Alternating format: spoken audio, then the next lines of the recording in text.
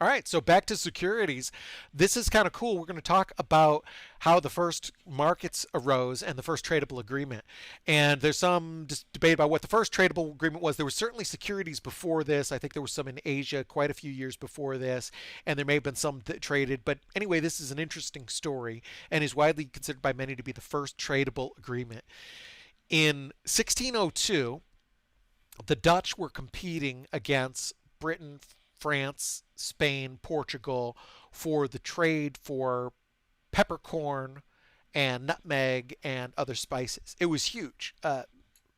Pepper was pretty comparable to like the United States dollar in terms of global trade and importance and measurement of wealth. It was very, very significant for a very long time. Wealth was measured in pepper.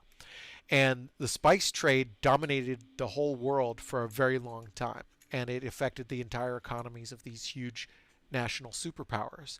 And the Dutch started to fall behind. And at the time, the way that shipping expeditions were funded were people would take basically their life savings, around $300,000 in today's dollars, and they would put it into a shipping expedition, and it would go out, and maybe they would be robbed, maybe it would sink, pirates, disease, famine, maybe they burn, mutiny, don't come back, or maybe they'd get spices that would rot, maybe it would work, maybe they'd come back and make you rich.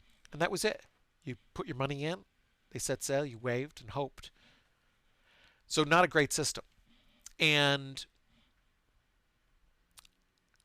by today's standards, we can look at that and say, well, obviously, why didn't they share risk? Well, the first time somebody really thought about this on this type of scale was 1602.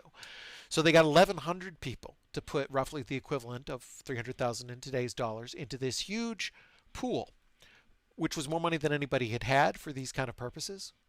So that enabled them to do things that nobody had done before. So it worked. How did it work? It was very interesting story. It grew to become the largest company in the world. It did a lot of evil things, did a lot of problems. Certainly not saying it was a good thing, but it was a undeniably massive economic story. Just like the slave trade is a horrible thing, but is still something that should be studied as part of history. So what was interesting about this is that, and there was some good done from this trade as well, certainly. A lot of good was done. Some evil things were done by the company. But overall, from an economic standpoint, what's fascinating is that this grew to become the largest company the world had ever seen. Instead of having one ship that might or might not come back, they had fleets and fleets of ships. Instead of going to one port, they had, I think, 30 ports. They had armies. That's where the evil came in. And because this traded on a secondary market, it grew and grew and grew. And in a fair way, there was a lot of revenue behind this, the equivalent of tens of billions of dollars in today's dollars. Here's how huge it grew. Look at this. Here's Apple in basically today's dollars. Here's what Dutch East India Company would look. And you see some companies, two amazing bubbles on there, the South Sea Company and the Mississippi Company. If you ever want to get terrified about Bitcoin, about crypto, and you want to think adversarially, read about these bubbles and say what happens if this is a bubble, because that's definitely terrifying. But Dutch East India Company lasted for a long, long time. Wasn't really a bubble, actually. It just peaked, like all things do, but certainly very interesting. Here's a better slide. In today's dollars, inflation adjusted, VOC, Dutch East India Company, was worth $7.9 trillion. So the 20 modern companies in today's dollars, it would be Apple, Alphabet, Google, Microsoft, Amazon, Facebook, Wells Fargo, Berkshire Hathaway, ExxonMobil, Alibaba. Look at this list. It's unbelievable. All of those combined. Imagine if they all merged. Even Tesla's on there. Imagine that. It's incredible. That's not the 20 largest companies. I think I heard somebody else say that. It's 20 different modern companies. But anyway, look at that crazy list. Imagine if they all merged. That's how big the Dutch East India Company was. Absolutely massive. It unlocked capital in a way that hadn't been done before. So that was a good model. It was interesting. A lot of other companies started following that, and they've done it for hundreds of years. There's other stocks, whether it's your local food store that you go to, probably has some stock. Maybe it's just a couple relatives that own it. Maybe it's owned by a conglomerate. But there's a lot of stock out there in the world. Most of it is not publicly traded, but there's all kinds of interesting things. And these are securities too, not just stocks that I'm showing. Some are, here's one for Trump, Tesla, Barnum Bailey. If you saw the movie Greatest Showman, you'll notice that there's some scam with some fraudulent stock. Basically, I don't know how accurate that was, but fraudulent stock was an issue back then. Walt Disney Company was one of the first companies to give out shares to people, to the shareholders in a denomination of one. And look how cool the certificates were. I think they were even cooler earlier.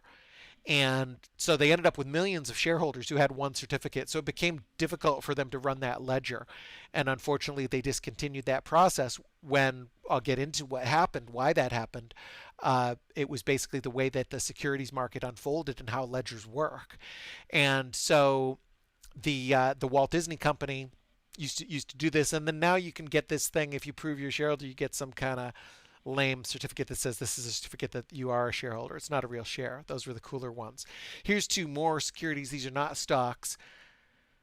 The one on the right is fake. That is a fraud, and it's you can't make fake Bitcoin. That's an interesting thing you can't do with Bitcoin. So the VOC gave rise to markets. Markets are basically just how you trade with each other, and the market became very, very, very large. A lot of companies involved, and that sort of changed the world. And it's still been quite siloed because of the way that the ledgers work, which is what the topic of this that this video is, that how the ledgers work make it so that a lot of this is very, very siloed.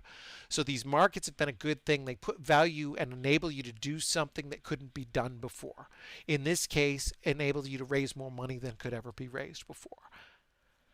I think going forward, there's going to be ways to uh, raise money that couldn't have been raised before for smaller companies. Okay, right now it's not that practical. Pooling money for a big deal isn't that hard. There's a lot of big sovereign funds and things who love big deals. Finding money for small deals is harder, especially in a global way, and especially for a small and medium-sized business. Particularly that sort of sweet spot of businesses in the, kind of 10 million in sales range, where they're real businesses with real employees. Sometimes they've been around for a decade or several decades, and maybe they need some money, and maybe their economy in their country isn't that good, but maybe they sell glass, and a glass seller in another country would be interested in investing. There's a lot of really exciting things that could happen if you had the markets work better, the kind of the way that the VOC gave rise to markets. We could have new markets that arise that are really exciting. So we're going to talk about that in the next video, about how the markets rise and how technology affects them.